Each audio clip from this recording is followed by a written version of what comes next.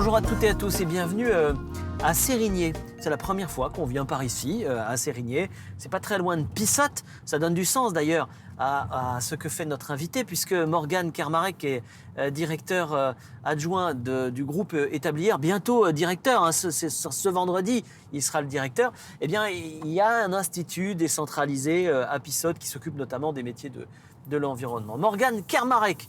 Oh, c'est pas un nom de famille du sud Vendée. Il est originaire de Brest, voyez-vous. Et puis, il a longtemps travaillé, pendant plus de 10 ans, en Guyane, avant d'intégrer le groupe Établière, dont il va devenir, ou dont il est, le directeur général à partir de ce vendredi. Avec lui, nous allons évoquer l'ensemble de son parcours et puis on va aller au Zoo de Mervan. Alors vous vous dites, un institut de formation et le Zoo de Mervan, mais quel intérêt, mais qu'est-ce qui va nous chercher? Eh bien, figurez-vous qu'à partir de ce mois d'avril, les Établières ouvrent une formation de soigneurs animaliers en partenariat avec Mervan. Et puis comme les beaux jours arrivent, il est temps d'aller promener les enfants au zoo. On va vous donner envie d'aller voir de bien beaux animaux.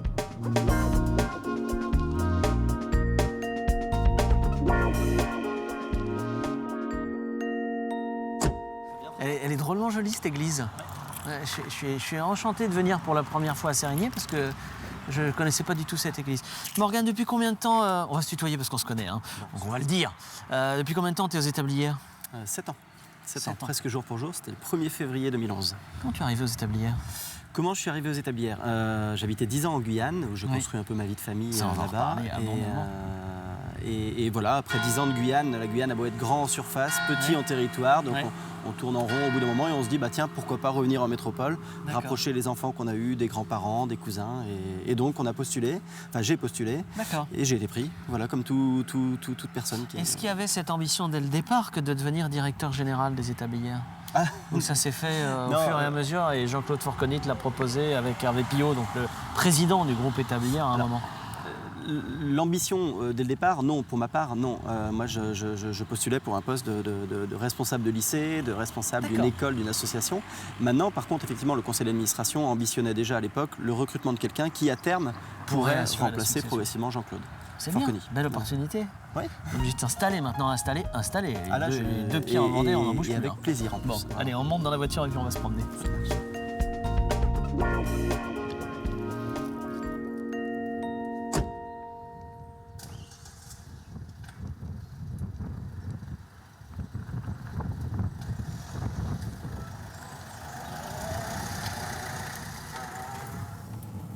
Morgane, j'ai déjà plein de questions à te poser en fonction de tout ce que tu viens de nous dire.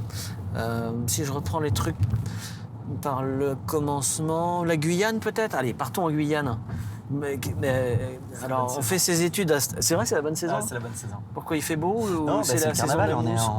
On sort du carnaval. Donc c'est la grande saison. Janvier-février, c'est la belle saison pour Tu faisais quoi en Guyane? En fait, on est arrivé en Guyane. Moi, je faisais mon stage de fin d'études. J'ai fait mon stage de fin d'études là-bas, dans l'agroalimentaire, dans la pêche. Et mon épouse voulait devenir éducatrice jeunes enfants.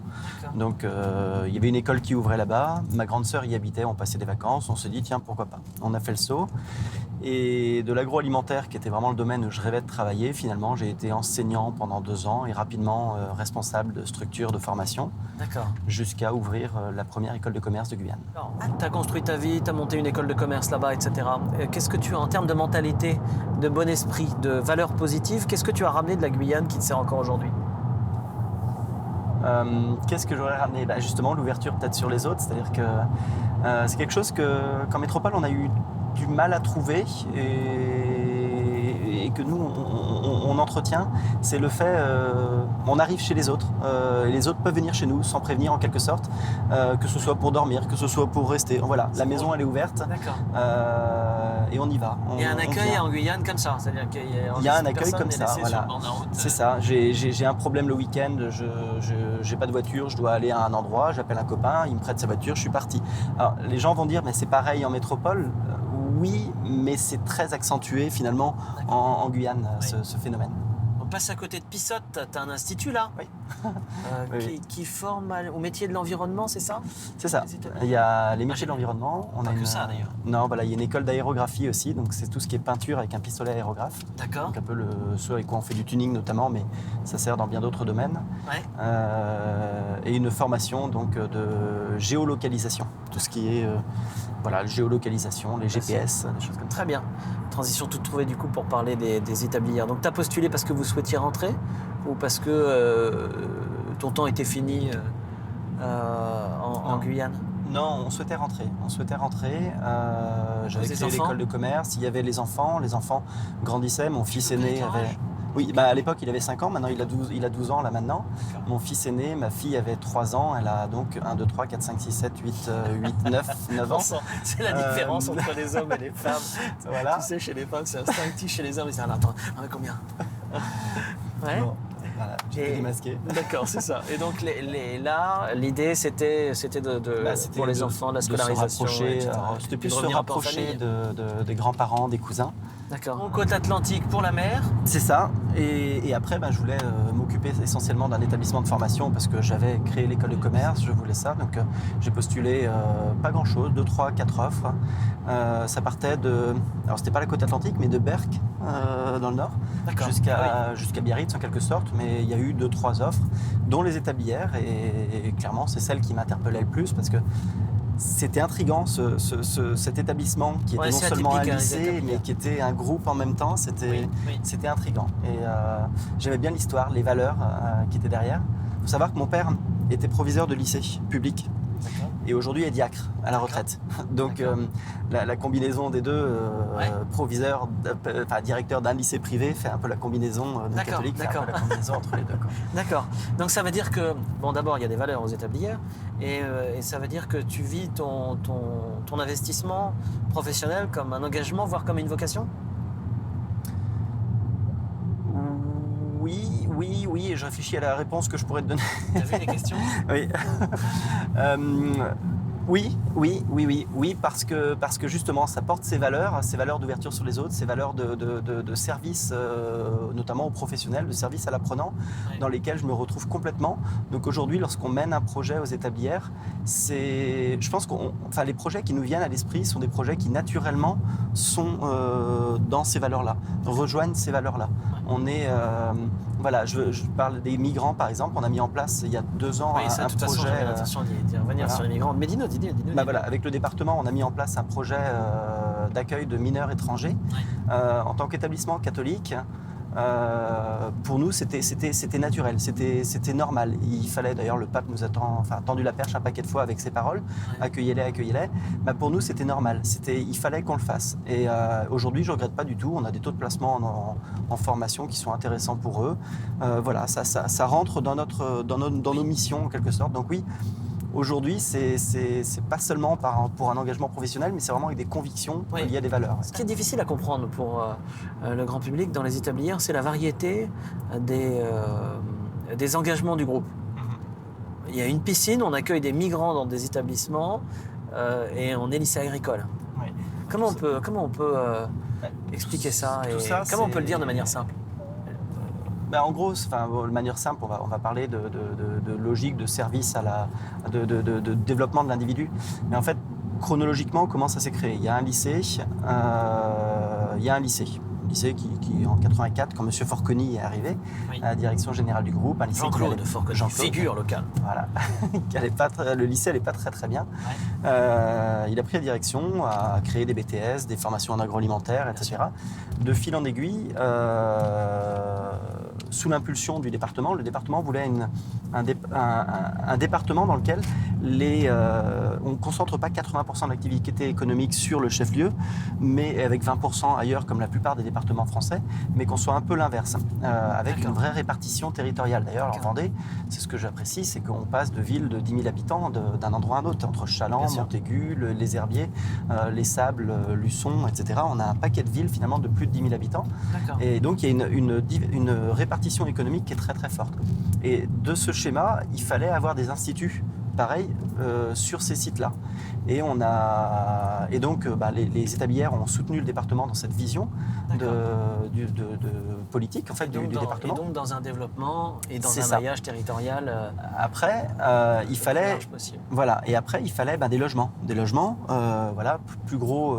On avait le plus grand nombre d'étudiants sur La Roche-sur-Yon. Tout s'est fait. Donc on fait des logements et des bâtiments. Donc on fait des logements à proximité de la formation. Puis il faut du loisir. Et alors là c'est spécifique à La Roche-sur-Yon effectivement, où là l'idée était de créer une sorte de campus à l'américaine, avec tous les services en quelque sorte qui sont offerts sur place. Ce qui se développe de plus en plus quand on réfléchit à certains projets qui ont été développés dernièrement sur la Vendée et ailleurs. On essaie toujours d'associer l'entreprise, l'établissement de formation, les logements, les loisirs et d'essayer de créer un complexe comme ça, une sorte de grand campus qui mixe tout ça. Les établis étaient un peu précurseurs dans ce domaine. D'accord. Voilà. Alors on écoute la musique. Allez. Je te laisse mettre avec ton téléphone pendant que moi j'allume et tu m'expliques... Ah bah c'est parti, ça part tout seul, merveilleux. On écoute Bohemian Rhapsody, pourquoi ? C'est une grande question. Quand on m'a dit qu'il fallait ramener une musique, au début je me suis dit qu'est-ce que je ramène ? Est-ce que je ramène un chanteur breton qui chante les départements d'outre-mer ou l'Alsace, parce que j'ai une partie alsacienne via mon épouse, type Woolsey qui chante Belle-Île-en-Mer. Mais bon, c'est pas celui que j'écoutais le plus. Alors après je me suis dit des chansons créoles, mais bon, on connaît les paroles des chansons créoles, un peu compliquées parfois. Je t'ai fait travailler. Voilà, et au final je me suis dit mais celle que j'aime beaucoup comme chanson, c'est Bohemian Rhapsody. Pourquoi alors ? Parce que ça dure 6 minutes. En 6 minutes, j'ai l'impression qu'on passe de l'opéra au classique, au rock, et finalement, on se lasse pas. On a l'impression que dans 6 minutes de chanson, il y a 4 chansons. Alors, tu sais, la vocation de cette émission, c'est de ne pas évoquer l'endroit où nous allons, mais là, tu sais où on va. Je suis sûr que tu sais où on va. J'ai même pas fait attention. T'as pas fait attention. J'étais absorbé par les questions. Ah, c'est bien. J'ai trouvé les paysages splendides et je connaissais pas. Écoute, on est passé à Mervan et on va aux zones Mervan. À cause de la formation dont on va parler, bien sûr, de soigneurs animaliers, parce que les beaux jours vont pas tarder à arriver, et puis parce que c'est sympa pour continuer à échanger, d'accord ? Tout à fait. Allez, on est parti pour zone Mervan.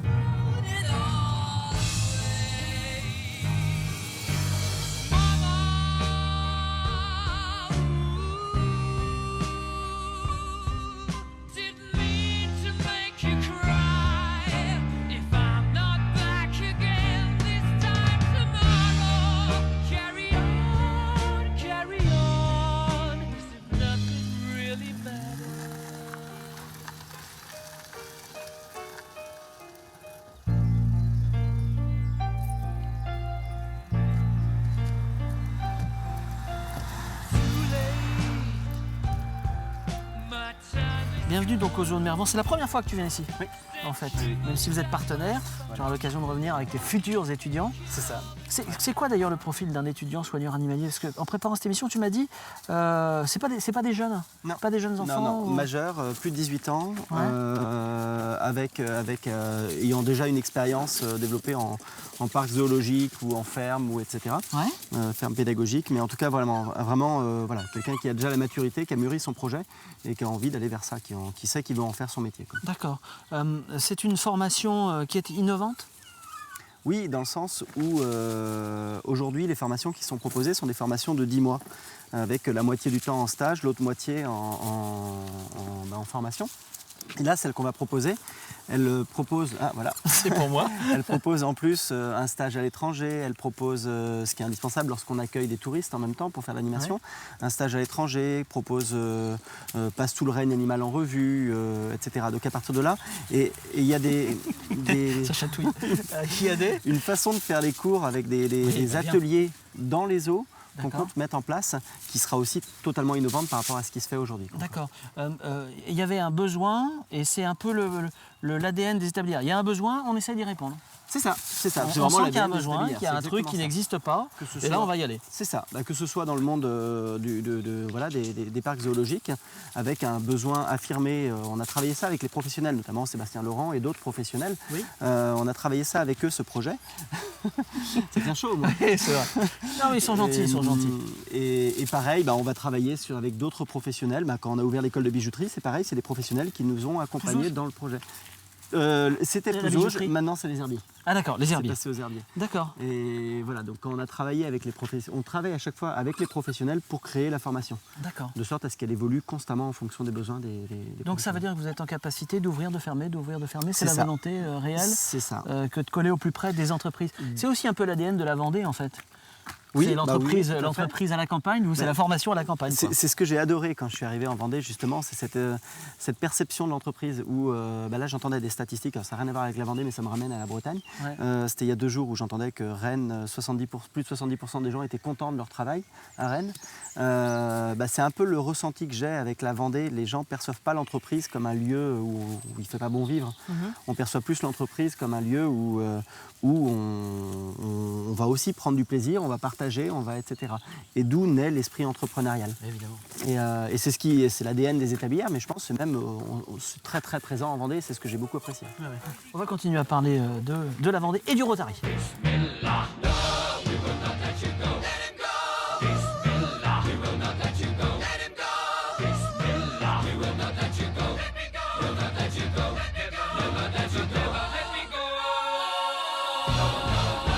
Oh, mamma mia, mamma mia. Mamma mia, let me go. Beelzebub has a devil put aside for me. For me. For me. On a choisi les wallabies, on aurait pu choisir beaucoup d'autres animaux. Venez au zoo de Mervan, hein, c'est une petite pub au passage.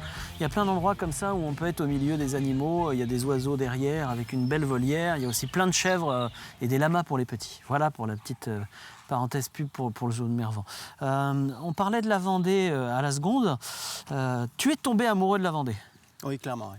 Clairement. et des Sables d'Olonne. Et des Sables d'Olonne. Alors les Sables d'Olonne, c'est vrai que quand on est arrivé C'est tout là de que tu suite, habites, hein. c'est là que j'habite. Ouais.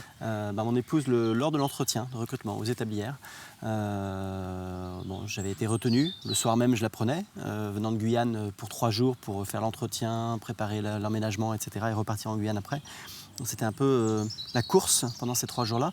Et un midi, on a été au Sables d'Olonne, on a été manger. Et là-dessus, mon épouse a dit tiens, si je dois être au chômage, le temps de trouver un boulot, je préfère que ce soit ici qu'ailleurs. D'accord. Voilà, elle est restée scotchée par le Remblai, par le sûr. centre, les petites Ça peut ruelles où on comprendre. se perd. Elle Ouais. est vraiment restée scotchée. Et puis le dernier volet que je voulais aborder avec toi, c'est le volet réellement donc caritatif et ton engagement au Rotary parce que ça a un vrai sens pour toi. Et explique-nous comment tu es rentré au Rotary.